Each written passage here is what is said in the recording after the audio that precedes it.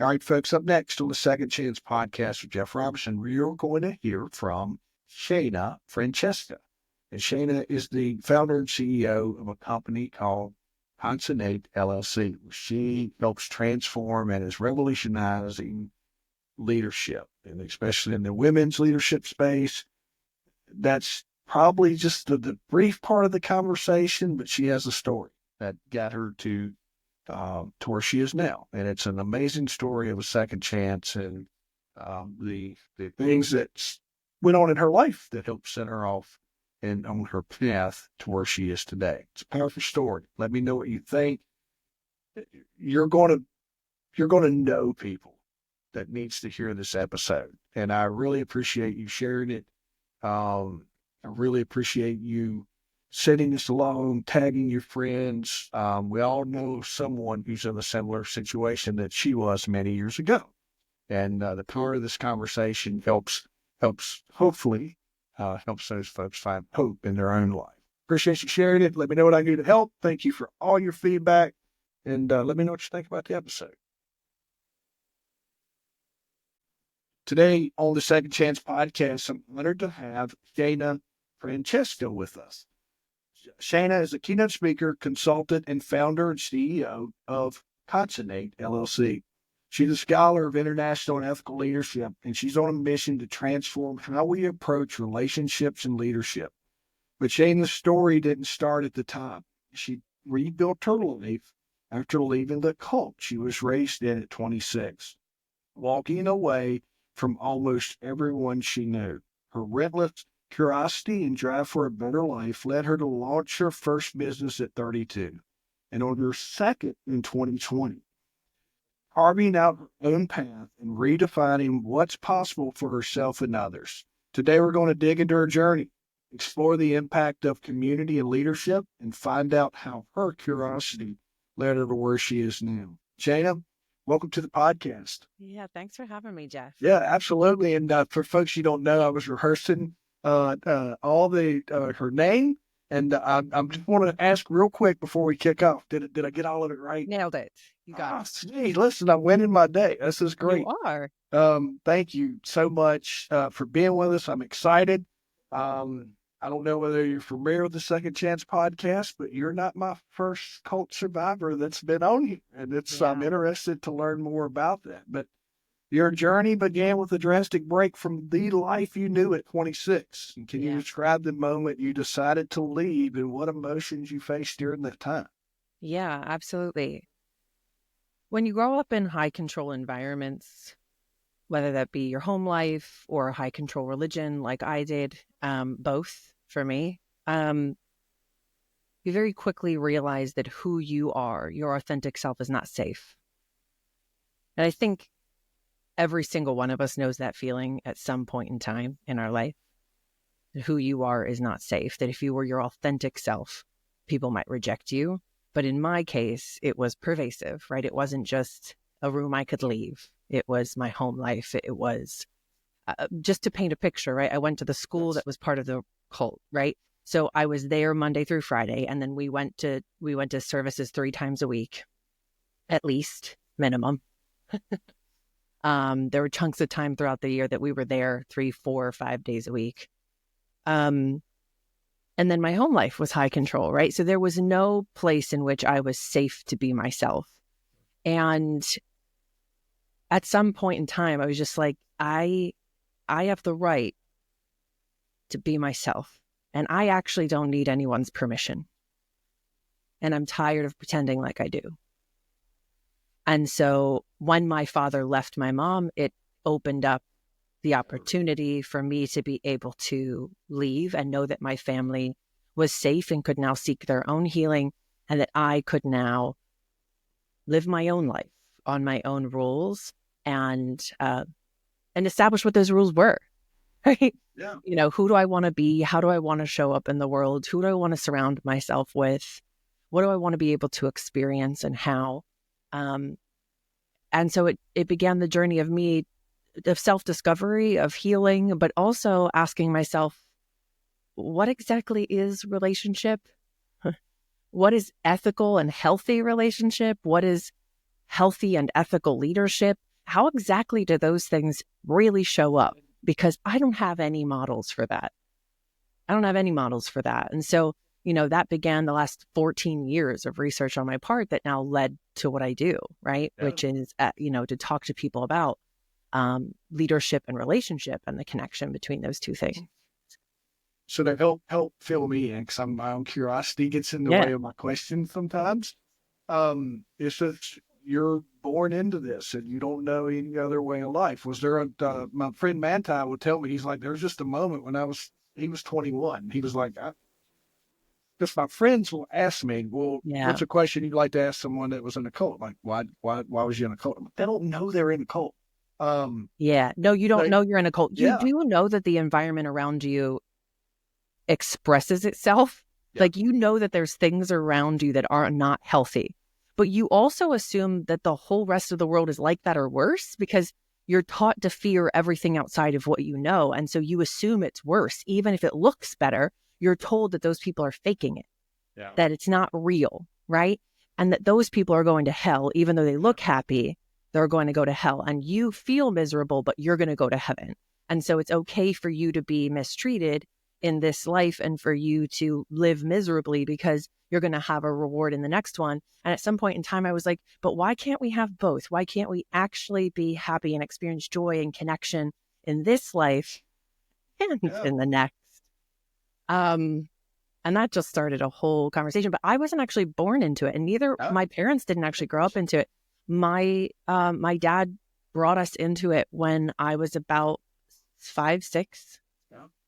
Yeah. So it was, he was seeking out an environment that empowered his abusive nature.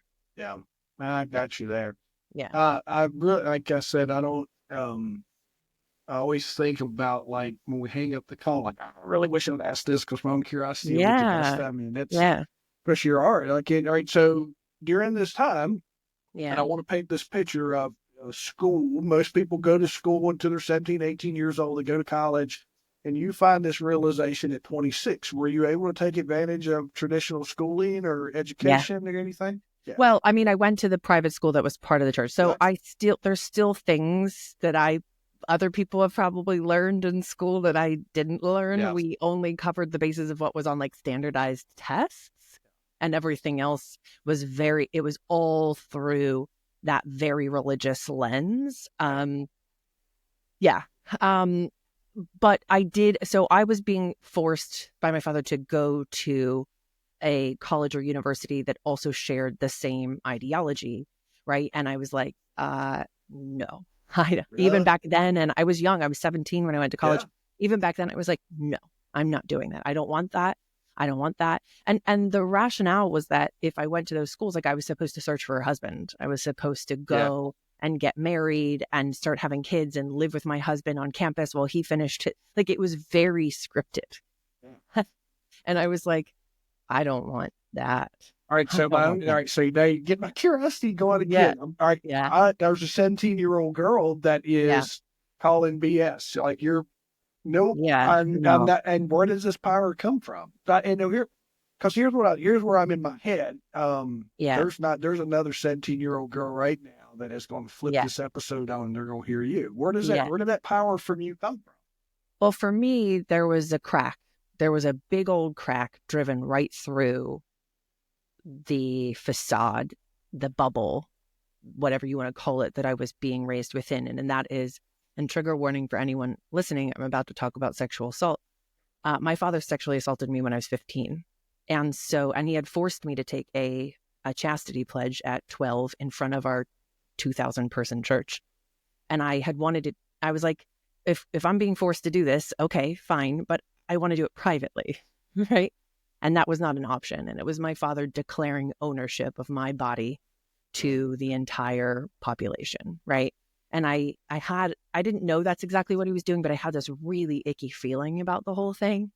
And little did I know that he was grooming me, and 3 years later, he would sexually assault me. And at that moment, I was like, and I'm done. I may not be able to leave, and I may not be sure of what way is up and what way is down, and what I believe and what is real and what is not. but I do know that this isn't okay. And the church/cult hid it when they were informed. When I told them, they are mandated reporters and they did not go to the police. They hid it and they protected him, and he wasn't the only person they were protecting. Yeah. And it was pervasive, right? There was many families within that organization that were that the husbands were beating their children, to the point that they were like beating their children until their children would cower on the ground, and then they would kick their children. And there was documentation of this. And like one of the wives went to the police, and the church told her, if you press charges, you're out. We won't help you. Like, like that kind of, right? And so the cracks were showing, right? And I didn't know how to leave. People were like, okay, but you could walk out the door. Sure. But to what? To whom? How?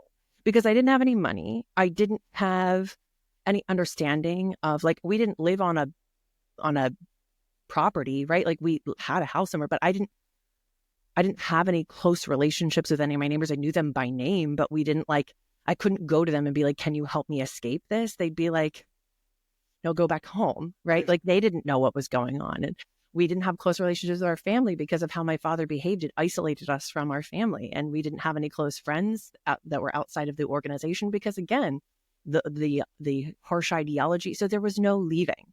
So when I had the opportunity to declare, I don't want this, I also had to be very crafty. And so I had to choose a degree that was quote unquote gender appropriate, that was not offered at the college that I was being required to go to.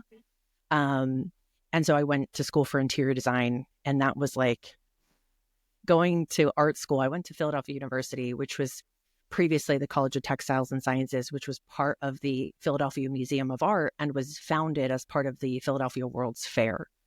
And so I was happily found myself surrounded by artists and by a whole bunch of people who, I don't mean this callously, they didn't care about my story.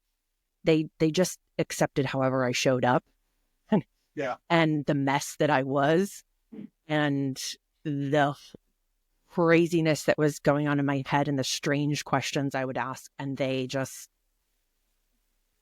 they were also college students themselves. So they were trying to figure out their lives and their adulthood. So it was all very messy, but that was the beginning of me being able to figure out how to lay claim to my own life. And then when my father left, it was like, okay, we're out. I'm out. That's, I don't have to speak to those folks that are listening. Listen, that's a big deal. And I did public safety earlier in my career, in my life. Started when I was a kid, and we would see that where you would go into a house, and this poor lady she'd been beat pretty bad. Yeah. And, we did all the things we were supposed to do, and we separated and arrested and put protective orders in place. And when we got to court, she meets me outside and she goes, "Thank you for everything that you've done for me, but I'm not testifying today because I love him and he's my source of income and I've got to have him to raise my kids." And you're exactly in that situation, and that is a repetitive. It is. So there, folks, let me tell you, man. People, I just want to interrupt and just say one thing. Yeah. People don't have any concept of the fact that when you leave is when you are most likely to be murdered by your abuser, because they have lost control over you. Yeah. So you cannot just walk away. Yeah. You have to spend an exorbitant amount of time figuring out how to create another life that they won't have access to, and build community. And you can't just build community around yourself overnight. It takes time to learn who to trust and to trust yourself, and your nervous system is completely dysregulated. You most likely have PTSD, and that is not just a psychological thing. It's a physiological thing, right? And so it's much deeper than people are willing to accept or understand, because I think they're just like, well, I would leave. No, you wouldn't actually. Yeah. You wouldn't, because you would know you were going to die. Yeah. If you did, you would know. You would feel it in your bones. I mean, there was times that I literally had to take my father off my mother because he was suffocating her to death in front of my face. I knew if I just up and left, he would either murder me, but most likely murder my family members as retaliation. And I could not do that. So it's not so simple. No. It's very, very hard. And I know it frustrates the people around someone who quote unquote won't leave, but it's not that simple. It's really not. I appreciate your insight on that. And I hope there's thousands and thousands of ears that are listening to this. Yeah.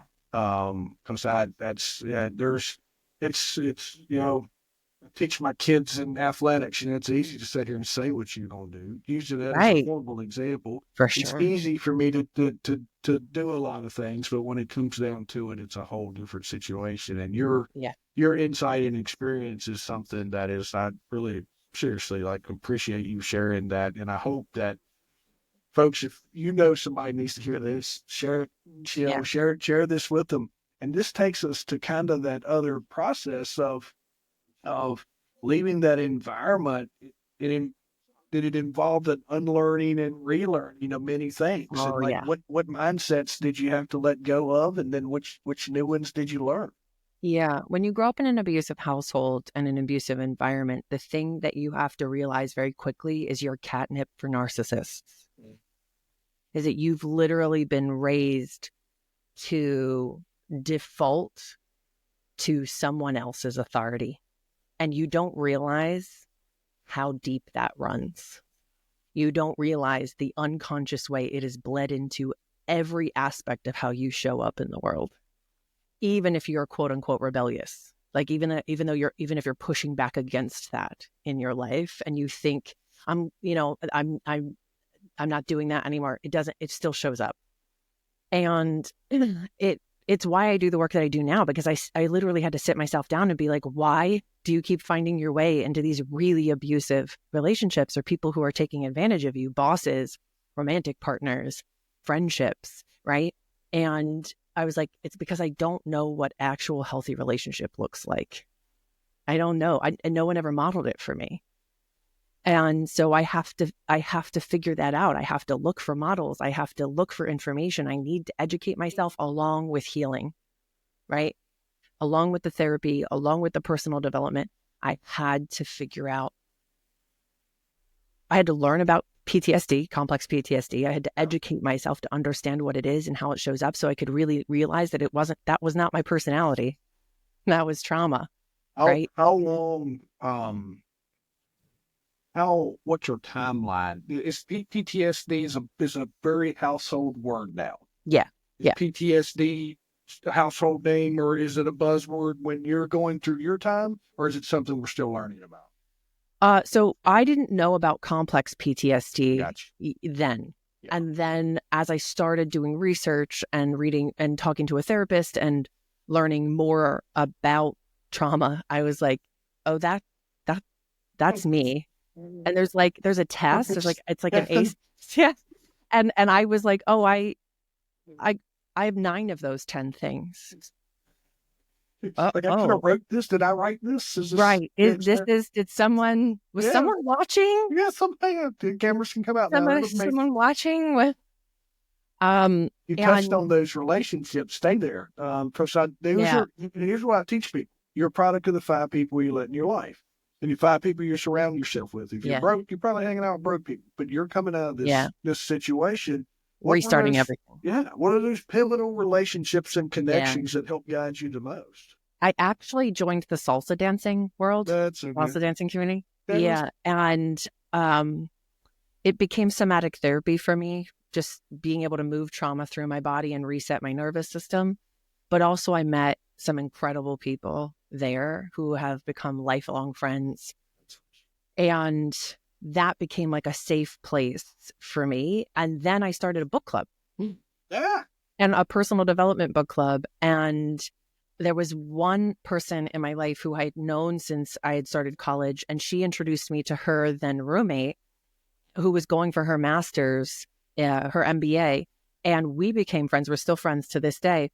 And she introduced me to a couple other people, and we all started this book club together. And we started with Amy Cuddy's book, Presence, which talks about tricking your body into being brave and confident. And I was like, oh, I need that. Let's read that book. And so these were, people who were doing big things in their life, had not grown up in a cult, but understood, like my one friend had grown up with an alcoholic mother. And, my other friend had grown up in a kind of a very religious household, but not like, so they had some basic understanding of what my life might have been like in the most extreme version. And so there was an ability for them to connect with me and for me to feel safe with them, to tell them my story and them not look at me like I was nuts. And so there was these, just beginnings of finding healthy relationship. And luckily, the people I met then, I was 29 when I started the book club. We're still friends. We not, now, right? And it's 11 years later. So, and there's other friends who have come into my life throughout that time. And so it's beautiful to know that as you learn and as you grow and you seek out, healthy relationships, you can find them. There are people who don't want to hurt you in this world and do want to help you and support you as you grow and learn and figure out how to become yourself. There are lots of people like that. And there's actually far more people who grew up in abusive and high control relationship or high control environments than you think, who can in fact relate to you. Yeah. So somewhere along this line, there's this entrepreneurial side that comes to life. Yeah. There's this entrepreneurial side. We launching a business and when you're 32, and then a second one in the year 2020. Yeah. I think we may have learned some things from our first business that helped us launch over in that. But I'd love to hear about your business adventures. And was that, I think the best way I like to kick it off is, where did that influence come from? And then just kind of walk us through what that looked like for you. Yeah, I knew that I didn't want to work for other people forever. I knew that wasn't the right path for me. I always knew I was going to start a business. I had like 4 businesses when I was a kid. So I always knew I was going to start a business. And including like snow shoveling and like lemonade stand and a bracelet making business. I had all these different businesses and my babysitting business, all of these different businesses growing up. I actually babysat for kids with all kinds of medical needs. So like IBS, juvenile diabetes, like sleep apnea, like all kinds of things, right? Colic.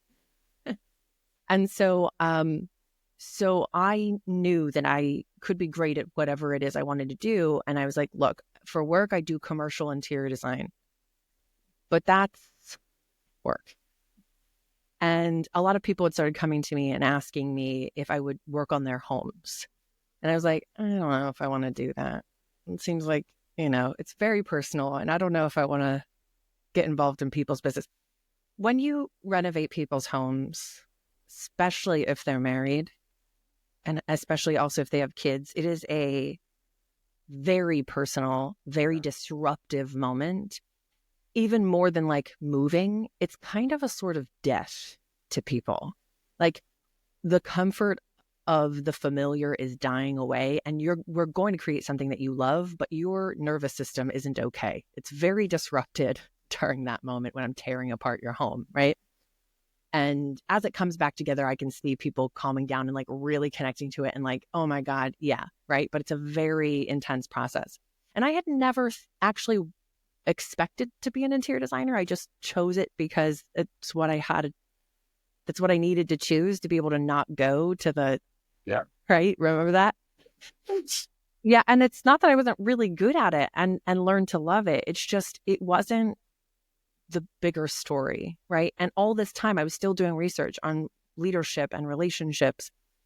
And I was having these conversations because I was working with like judges, lawyers, business owners. Like I'm doing all kinds of projects from restaurants, their business offices, all kinds of stuff, right? And we're having these intense like coaching type conversations, like who do you want to show up as a person, as a leader in your home? What kind of community are you building? What kind of connections do you want to facilitate? How do you want to be seen inside of these spaces? How do you want to feel when you enter your home? There was these bigger conversations happening, right? More than just what do you want your house to look like, right? And so that started taking up more and more of the conversation, right? I noticed that these conversations were happening more and more. And I started doing group coaching, and I did it for like 2.5 years around showing up courageously in your own life and in your own leadership. And after working with like 100 people, I was like, oh, there's something here. And I'm actually really, really good at this. And then I started getting asked to speak and so on and so forth. And then I really dove headlong into my research. And I was like, this is the next iteration. I don't need, being an interior designer is great and I love it, but that's not what I would have chosen for myself had I had the option. I probably actually would have been a lawyer or a linguist. But, you know, in that moment, I was able to then realize that I had this powerful story that really made clear why I was so passionate about relationships and leadership, and gave me this very unique lens. And no one was talking about leadership the way that I was. And everyone started pointing that out. And then I started getting on podcasts, and then I started getting asked to do more speaking. And now here we are. My main income is public speaking. Yeah. Yeah. So that became business number 2. You know, interior design, did that for a bunch of years. 2 years ago, I stopped accepting new interior design clients, founded Concinnate, or 4 years ago. Oh man, I founded Concinnate 4 years ago, stopped accepting interior design clients, and then transitioned to public speaking full time. Man, that's too cool. And I think when you look at the way you put your interior design, I've heard people talk about kids that come from poverty that are good in sports, and they've got to make it. Like there's no option. That's their gateway to out of poverty is for them to succeed in athletics. And your gateway out of your situation at the time was to be the best dang interior designer you could be, right? Yeah. So that's I think you figured that out pretty quick. Yeah. You talk about the power of community and how it can transform organizations. How did your personal experience shape your understanding of creating and fostering this ecosystem that you teach on now?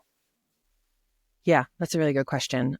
I think for many of us, relationship isn't really something we're like taught as much as it's modeled for us, right? Like no one sits us down and is like, this is how you show up in relationship, and this is how you identify if somebody, you know, maybe they do that. But for me, and a lot of people I know, no one ever did that for them. They just kind of figured it out by looking at the adults around them, which isn't always the healthiest option. Yeah. Horrible examples sometimes. Right. But also we're like all just trying to figure it out. Right. And sometimes it's really messy and unclear, and we're viewing it through our own perceptions. And so I was like, you know, what exactly is relationship? And at some point in time, I figured out, well, I think pretty much everything boils down to relationship. All life on earth exists because of relationships between all living things. That's an ecosystem. It's reciprocity built in between all living things, right? That's good. And when I realized that, I was like, so if an ecosystem is a representation of life, right, and it's built on reciprocity, then in order for our human relationships to be full of life, they also must be full of reciprocity. But what exactly does that mean? Like, what exactly does that mean? And how do we show up to establish, right? It's not just like a give and take. It's not like a trading thing. It's not like a tit for tat thing. What exactly leads us to understand the kind of reciprocity that's necessary for that particular relationship? Because every relationship is unique. Oh, right. It's curiosity. And I define curiosity as the desire to know someone or something as they are, not as we want them to be. Right? And that's the key, is we have to recognize our own perception, our own way of interacting with the world. The way that the world perceives us versus someone else will be very different, which will also shape how we interact with the world, right? And so we need curiosity to get to know someone's boundaries, desires, dreams, so on and so forth, right? Establishing a relationship with someone is like like consistently being invested in having expertise in that person, right? Which requires us to consistently be curious. And I don't mean pepper people with 21 questions. I just mean be consistently invested in better understanding who they are, especially as they grow and change and move through the world just the way that we do, right? We do the same thing, and we want people to accept who we are now, not who we were 10 years ago, right? And then I realized, wait a second, and this is just through my research. This isn't just like observation. It's also like understanding different people's stories and research and leaders and understanding their cultures. And I started to see these connection points, right? And the most successful organizations always came back to, whether they used different language or not, it was always curiosity, respect, and accountability, right? Some of them would call it like devil's advocacy, so on and so forth, right? Always having somebody who would be counterbalancing the opinions in a room, so you're not, pressed into groupthink or confirmation bias or any of these things. But then I realized, okay, our curiosity has to be balanced out by respect, because, okay, I could be curious about who you are, right? And pretend we're in real life. And I'm like, oh, what kind of watch is that? And I just like pluck it off your wrist. Well, that's me being curious, but also it's not exactly respectful. Right. And so we also have to take a moment to recognize that just because we're curious doesn't mean that someone else has an obligation to satisfy our curiosity, right? Yeah, great point. Right? And so part of our curiosity needs to be understanding other people's boundaries and wants and desires for how they show up in the world, and to decide whether or not that feels good for us, of whether or not we're going to choose to stay in that person's life or remove ourselves, because our boundaries are for us, not for other people. Absolutely. Right. Yeah. And then also accountability, right? Because without the accountability aspect, and I define accountability as the desire or taking responsibility for the impact of our actions on the people and the lives that have been and are being impacted. And part of that responsibility is to learn more, make it right, and do better. And when we avoid accountability, or when we are trying to preserve our own comfort to avoid looking weak or bad or wrong or whatever, fill in the blank, we are preserving our own comfort and normalizing harm to someone else at the same time. Which, by the way, when you continue doing that, is called abuse. Whether you mean to or not, whether that's your intention or not, whether you are wanting to or accepting of that word, when you normalize your own comfort at the cost of someone else's harm, that's abuse.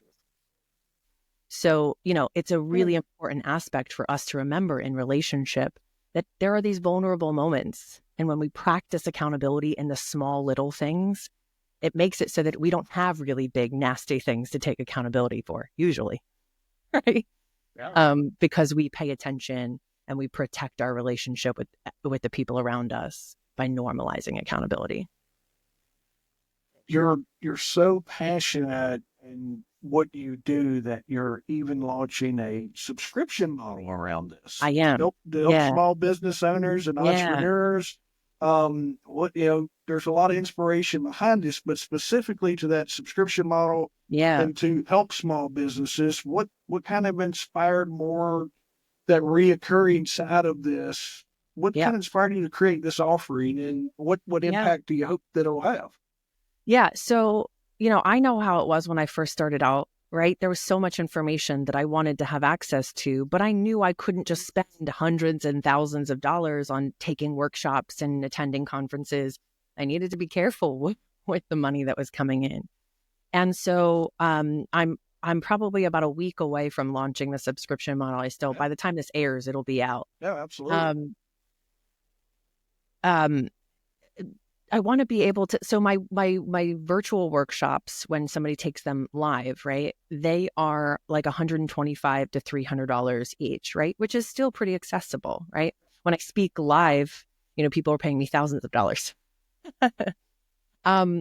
But I realized, like, hey, what if a small business owner or somebody who's looking to start their business, or somebody who just wants to advance their career, and they don't, maybe they're a single parent, maybe they're living paycheck to paycheck, maybe 100 other different scenarios I haven't thought of. And, if I could give them access for $150 a year to all of my workshops, just in about 10-minute segments, right? So they can maybe after they put the kids to bed, before they, do whatever it is they do to care for themselves, they can, hop on and go through a chapter of one of my workshops and be able to, nourish themselves and better understand relationship and so on and so forth. And so it's just about access, right? It's just about giving people, different access at whatever feels good for them. And over the holidays, I'm going to be launching it as like a discounted packages so that people can get even more value, because I just want to make sure that people have access to the information and for themselves. I don't think that, and I've said this a couple times, folks.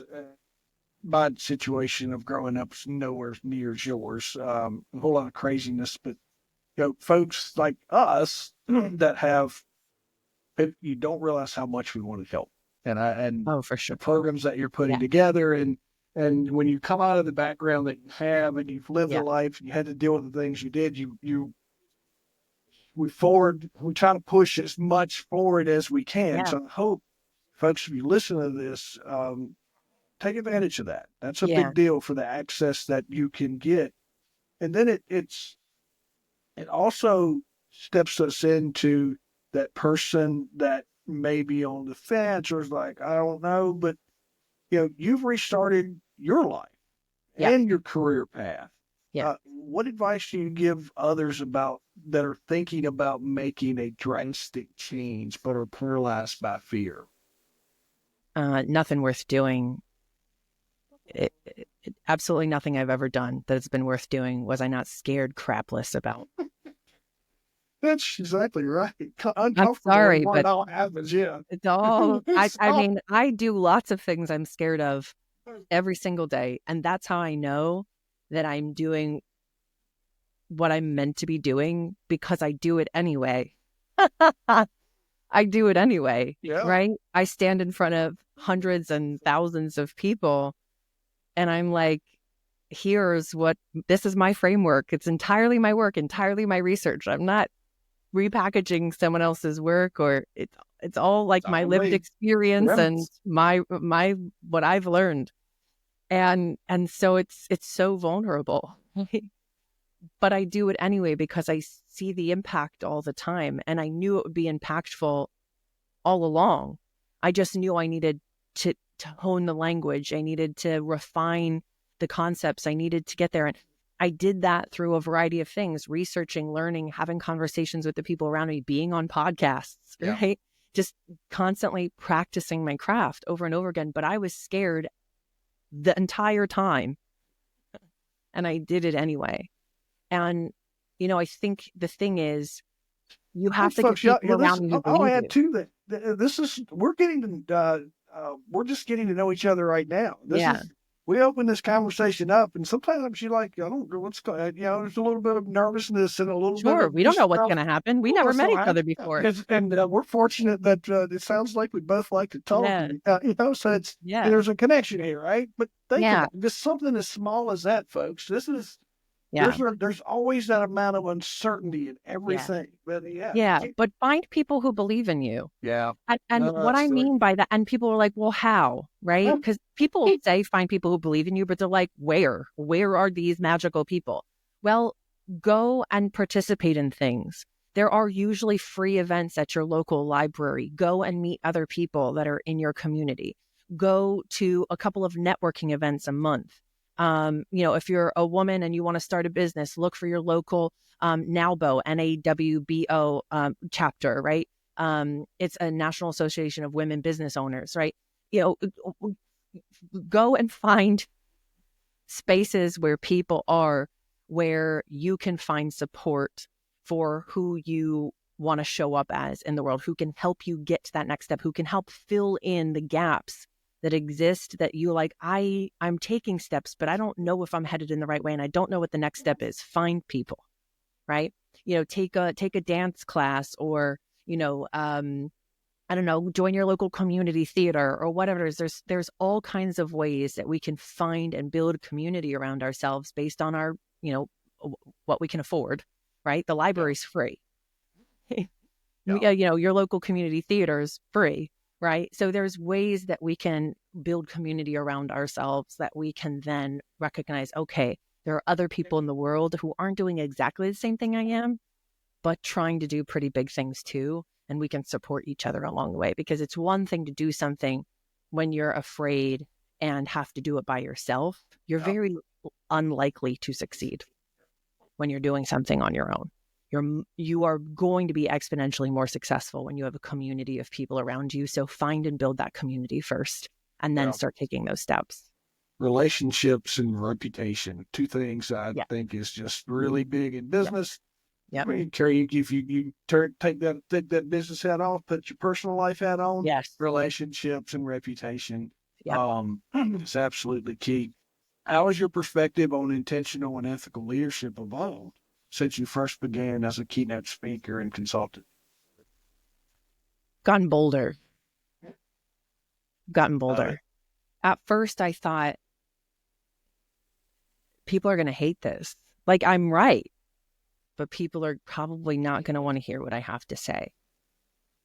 And then I kind of just started testing the waters through podcasts, through unpaid speaking engagements. And people are like, this is exactly what yes, no one's talking about leadership the way that you are, and we need more of it. And I'm like, okay, yes, right? You don't build confidence and then do the thing. You build confidence while you're doing the thing. Yeah. While you're doing the thing. It takes courage to take those first steps, but you build confidence along the way as you hone your craft, and you only get better. Like, Michael Jordan wasn't Michael Jordan in high school. Wasn't he not even picked for his high school basketball thing? He got cut. Yeah. He got cut, right? And now, arguably one of the greatest athletes of all time, right? He didn't get there overnight, and he didn't have, I'm sure, the confidence that he has now as a high schooler, right? Yeah.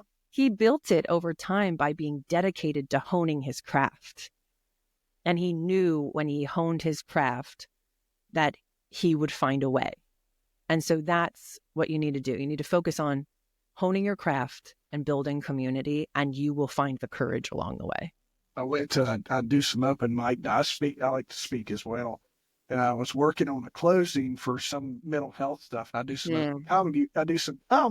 Just to get ready, right? It's fine. You can tell some jokes, get some laughs.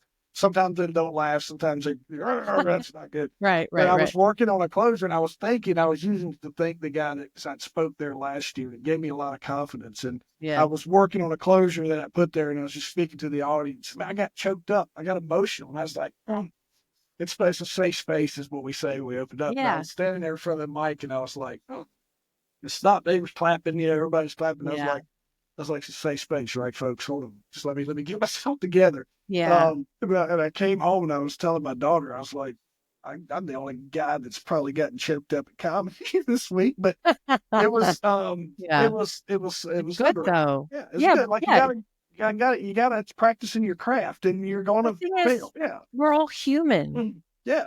And there's something so courageous about being human. Yeah. And I don't mean being performative about it. I mean just actually being human. And that's why people connected to you, because you were just being yourself in that moment, right? And that's the thing, that I've learned is, like, being ourself is a superpower. I don't want to be like any other speaker that has ever existed. I just want to be myself. When I stand on that stage, I am myself, right? And who I am is who some people are looking for. The way that I phrase things, the way that I relate concepts is the way that some people, not all people, are going to connect to, right? And those are my people, and those are who I'm talking to. I'm not talking to the people who don't like me or don't connect to me or feel offended by what I say or feel defensive or whatever it is. I'm focusing my energy on the people who are interested in learning and growing and building beautiful relationships and being incredible leaders and building beautiful communities. That's who I'm talking to. Yeah. That's where I spend my energy. Folks struggle with it because they want to be everything for everybody. Now, There's ask no someone such like, hey, thing. who's your customer? Everybody. I'm like, no, it's not. We need to work on that. You'll find people who you don't Yeah. want people who don't like you. Right? Right. You Right. want the ones that can't say Yeah. nothing, don't like you, that Yeah. they just don't associate with you. Yeah. So Oh, I'm sure some people genuinely don't like me, and that's yeah. okay. I like her I'm stuff. okay with But that. I like her stuff. She don't like her. I like her. I Yeah. like her, but I like her stuff. Yeah. Both ways. Whatever. Is there a particular moment or person you credit as a turning point to finding your purpose? Probably people like Maya Angelou, right? I saw her speak when I was in my teens. Yeah. Late teens, I think. It's a long time ago. She was still alive then. And I remember her and my story are not the same, but they're both touched by abuse, both touched by growing up poor. I didn't grow up in poverty, but I grew up working class, right? My parents did very rarely made it paycheck to paycheck. Plenty of times where, my parents were in the restaurant industry, so they would eat at work because, there wasn't enough food at home, right? Or the lights would be out, or the water would be off, or whatever it was for a couple of days at a time. Back then, they could also shut off your water. They can't do that anymore. I'm older than I look. And and probably so not too far apart because I grew up. I'm 40. I just turned 40. I grew up similar to Yeah. those things, those little moments Yeah. of. So, when Maya Angelou has this quote, and it sits behind my desk, so I'm staring right at it.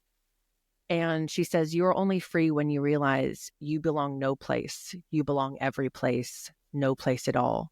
The price is high and the reward is great."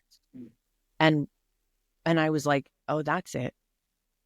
I've never felt like I belong, and yet I belong every place I decide I belong. And at the end of the day, Maya Angelou also says, Maya belongs to Maya, right? Shana belongs to Shana. I belong to me. And it's one of the most powerful things when you can sit back and realize you belong to yourself, and nobody has authority over you that you don't give them. You just have to be willing to deal with the consequences. Yeah. Right? But no one has authority over you. You don't give them. And so when you realize that, there's a confidence that comes from knowing you belong to yourself, and no one is owed anything as far as your life is concerned. And I don't mean that selfishly. I just mean you belong to yourself. Anybody who pretends they're entitled to you, you should run. And when I realized that, right, when I was able to sit with that and I saw that quote, I was like, yeah, I'm just going to spend the rest of my life being myself, whatever that means. And I'm going to reserve the right to change my mind as I learn more and I grow. And it's going to be messy. It's going to be great. And here we are. It is messy and it is great. Credit a lot of people for picking up my pieces sometimes. Like, thank you for helping me pick up my pieces, or help sweep the trash. Sweep the trash. Oh, yeah, there's plenty of people in my life. How can folks get in touch with you? Sure. Yeah. The best way is through my website. My contact information is there. You can also subscribe to my email blast. It goes out once a week. It's not salesy. Every once in a while I send out information, but mostly I'm telling stories and sharing what I'm doing in the world. But my contact information is there. So feel free to email me or connect with me. And if there's like a workshop or something that you want to attend, let me know, because whenever there's room or space for somebody else, I'll reach out to those people and be like, hey, you want to hop on for free? Right. So don't be afraid to reach out. If there's a workshop that really connects with you and you're like, financially, I just can't do it, let me know. But for those of you who can afford it, please pay me. Please pay me. I'll tell you, the paying tickets helps that goodwill side. It does. Exactly. Then if you're unsure of how to help people, if you're like throwing your hands up and you've heard this and you're like, man, this spoke to me, one of the things you can do is buy this lady's programs and let her help support the folks that maybe, or it just like I do, there's somebody in your situation like you were many years ago that's trying to get at. What is the website, real quick?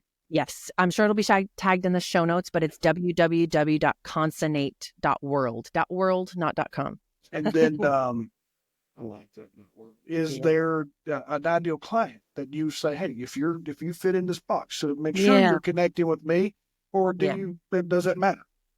So, so many different types of people connect with me. I can see that. This would be easy. I know. Yeah. A lot, nonprofit to for-profit to conferences that are focused on personal development to, so really a wide variety of people hire me. So yeah, when it comes to clients, I'm always looking for, a conference that's looking to hire, or an organization that has an annual conference. If you know of them and they're looking for speakers, most companies are planning their annual conferences for next year right now. So I'm already booking out till the end of May already for next year. So let me know, because funny enough, February, March, and May are not booked completely yet, but they're almost there. But no one has hired me in April. So if you if you have any needs for April, please hit me up. April's just completely wide open. Flabbergasted, but it's completely wide open. So let me know. Or June. June is also wide open. June and April. That's too funny. Yeah. Listen, I can't thank you enough. I'm hope this is the first of many conversations I'll get to have with you, because you have this drive and you have this I was thinking of the word infectious, and you have this infectious personality that it's easy to get to know of. I thought I was easy to talk to. You're absolutely one of the easiest conversations and you are, whether you like it or not, you can relate to the thousands and thousands of little girls that are out there that you are inspiring. I'm a father of a 12-year-old. She leans in hard on my mind when we start talking about those stories, and of just how much that is, and the other kids that are out there that are doing stuff, and young adults, and wherever you are in your life, wherever you are in your just know that, man, this lady here is absolutely living proof that your situation is not forever, and you can change it. You can put your foot down and you can start over today the right way, like we said when we were talking about to begin with. But I appreciate you, and I can't thank you enough for spending a few minutes with us. And absolutely. Thanks for having me. Yeah.